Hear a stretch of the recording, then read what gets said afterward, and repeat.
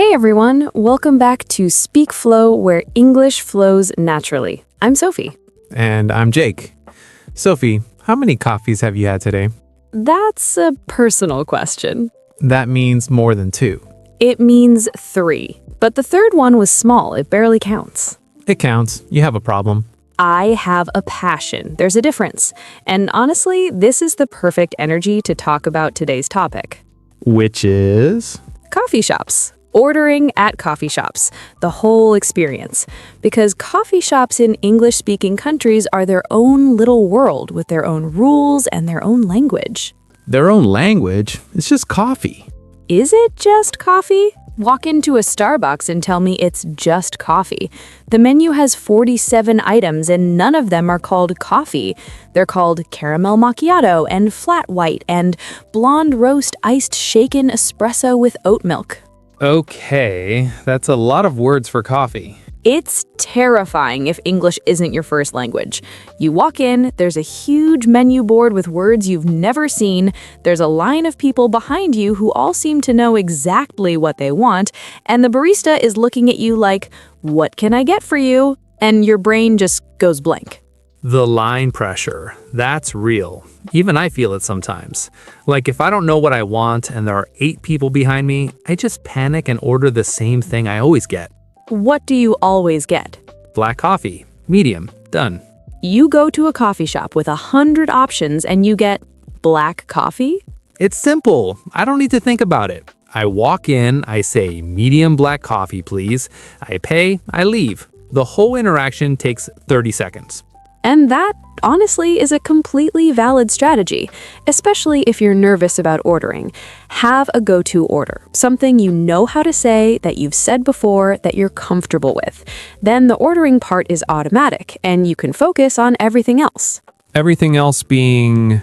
The small talk, because coffee shop baristas, at least in the US, love small talk. They'll say, "How's your day going?" or "Any fun plans for today?" while they're making your drink. And if you're not expecting it, it catches you off guard. Oh yeah, I remember when I went to London and the barista just took my order and handed me my coffee. No small talk, no "how's your day?" nothing. And I was like, did I do something wrong? That's a cultural thing. In the US, barista small talk is part of the experience. In the UK, efficiency is the experience. Neither is wrong, they're just different. So if you're in the US and the barista asks, "How's it going?" you just say... Good, thanks. That's it. Same as, "How was your weekend?" It's a greeting, not a real question. Good, thanks, and move on. What about the name thing? Because that stresses me out. The name on the cup? Yeah, when they ask, "What's the name for the order?" and you have to say your name and then they write it on the cup and it's always wrong. Always.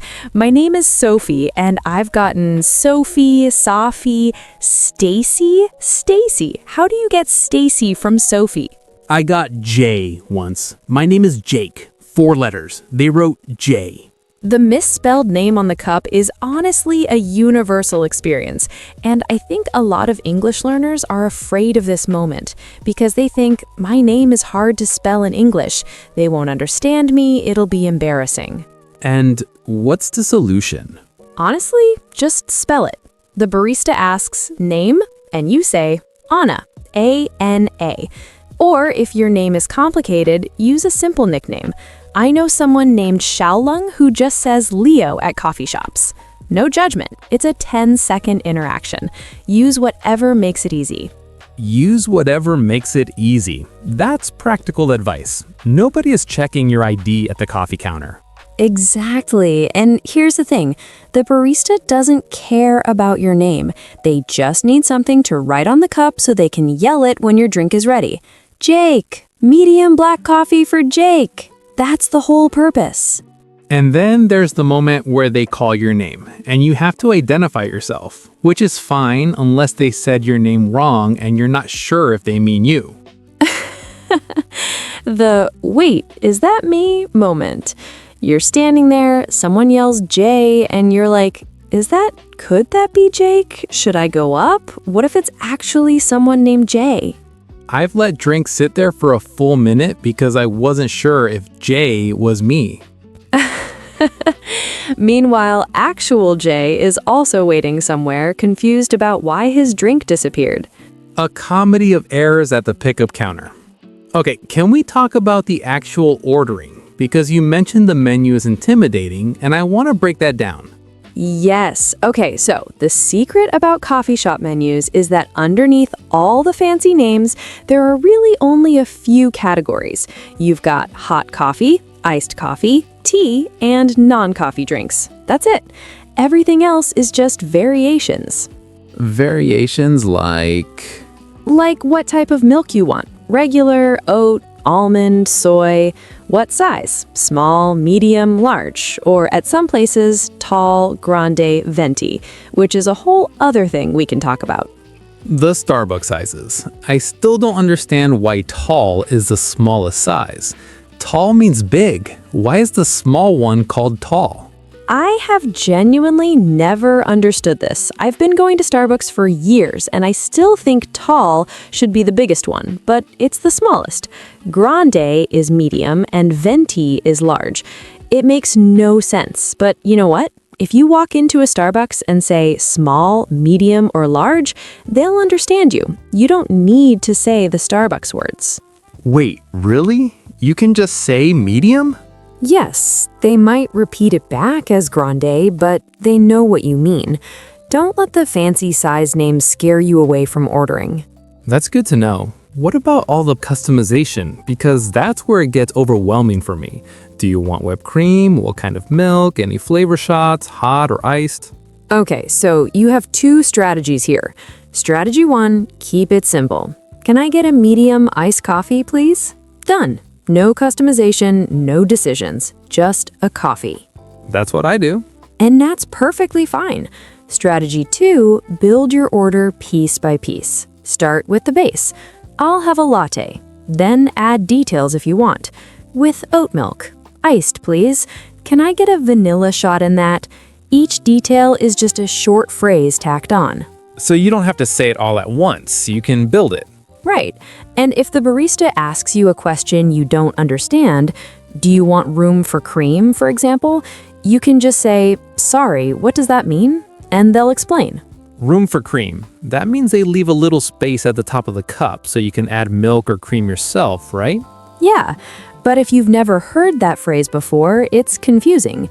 Room for cream? Like a bedroom for cream? A tiny cream apartment inside your coffee cup. But that's the thing. Coffee shops have their own vocabulary. Room for cream, for here or to go, single or double shot.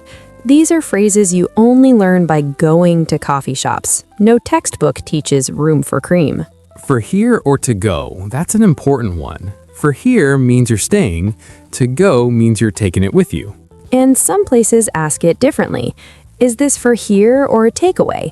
Takeaway is more British. To go is more American. Same question. Okay, I want to talk about something else. The culture of being in a coffee shop. Not just ordering, but staying. Because coffee shops are weird social spaces. What do you mean? Like, you buy a $3 coffee, and then you sit there for 4 hours with your laptop. And that's acceptable? Everywhere else in the world, if you bought something for $3 and occupied a seat for 4 hours, people would be upset. But coffee shops have this unwritten rule where your coffee is basically a ticket to stay as long as you want. The $3 rent. And yeah, it is weird when you think about it. But it's such a big part of the culture, especially for freelancers and students. The coffee shop is basically a free co-working space. I work from coffee shops sometimes, when my house feels too quiet or when Buddy won't stop putting his toy on my foot during meetings.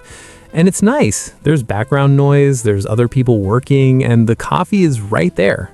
And there's this whole etiquette around it. Like, you should probably buy something every couple of hours if you're staying a long time.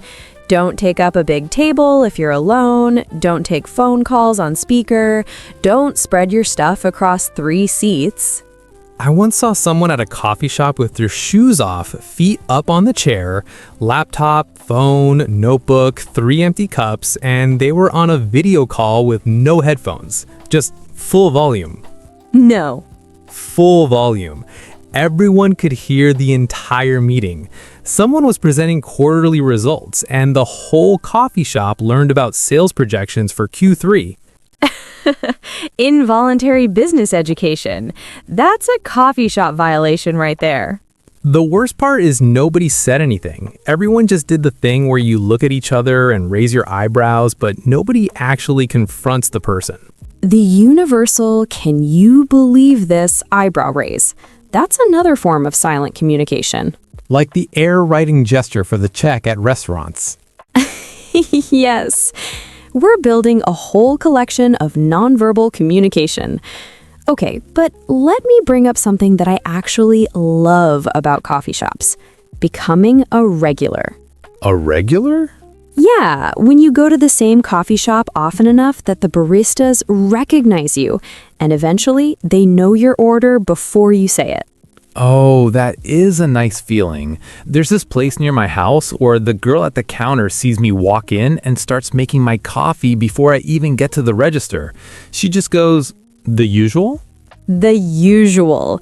That's one of those English phrases that sounds so cool. It means the same thing you always get. And when a barista says "the usual" to you, it means you've made it. You're a local. You belong there. It took about 3 weeks of going every morning. First week, she didn't recognize me. Second week, she said, "medium black coffee, right?" And I felt so seen. Third week, "the usual?" And I wanted to cry.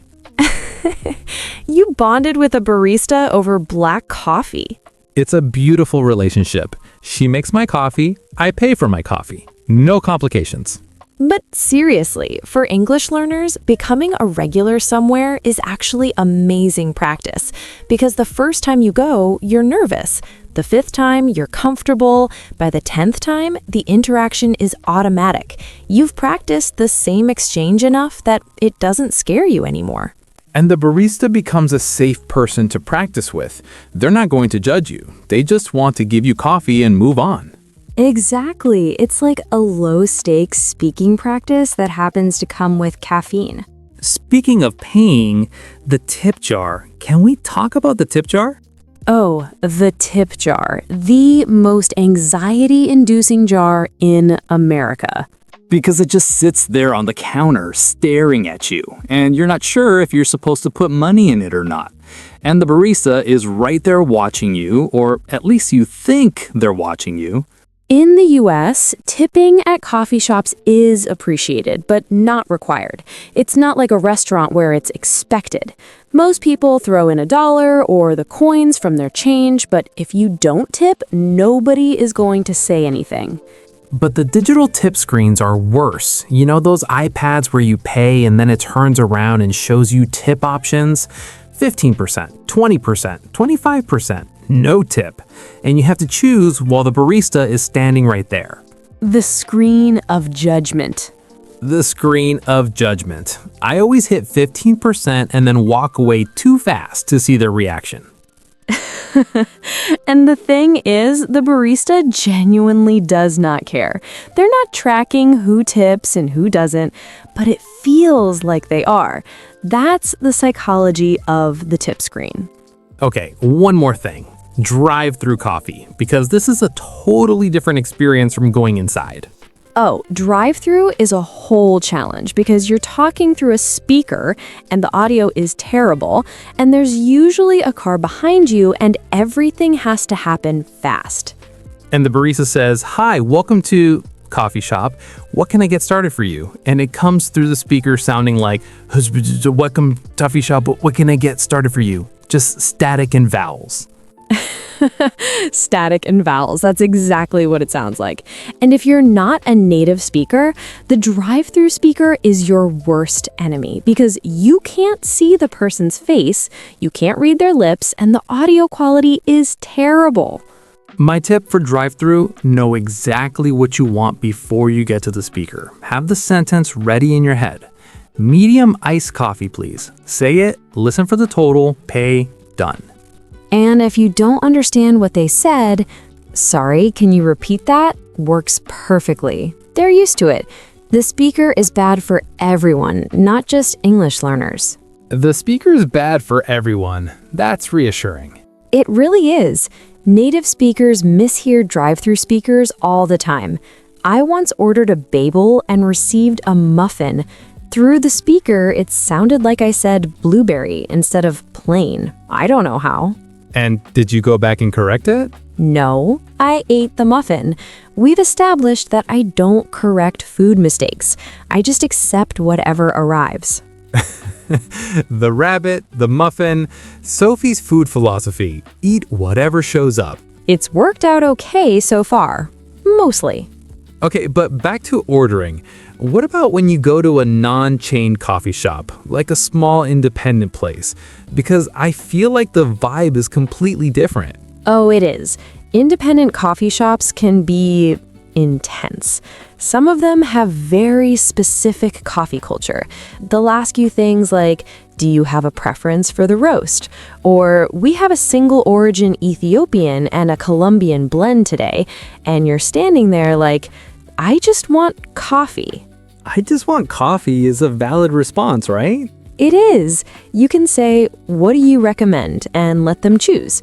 Or I'll just have a regular coffee. Or whatever you suggest. And most baristas at those places love being asked for recommendations. It's like asking a chef what their favorite dish is. They light up. That's a good trick. Let the expert decide. And then you look like you trust your taste instead of looking like you don't know the menu. Exactly. What do you recommend is one of those magic phrases that works in almost any food or drink situation and instantly makes the interaction easier. We said the same thing about restaurants. What do you recommend saved your life everywhere? It really does. It's the Swiss Army knife of food ordering. All right, everyone. Thank you so much for being here today. Subscribe if you're new. It really helps us. And a like helps other learners find us. Share this with someone who's been too scared to order at a coffee shop in English. Tell them, black coffee exists. Nobody's forcing you to order a blonde roast iced shaken espresso. Unless you want to. In which case, good luck. All right, comment time. Tell us, what's your coffee order in English? And if you've ever had your name misspelled on a cup, we need to hear about it. Bonus points for the worst misspelling. I want to see if anyone beats Stacy for Sophie. It was traumatic, Jake. All right, everyone. Thanks for being here. See you in the next one. Bye, everyone. Bye-bye.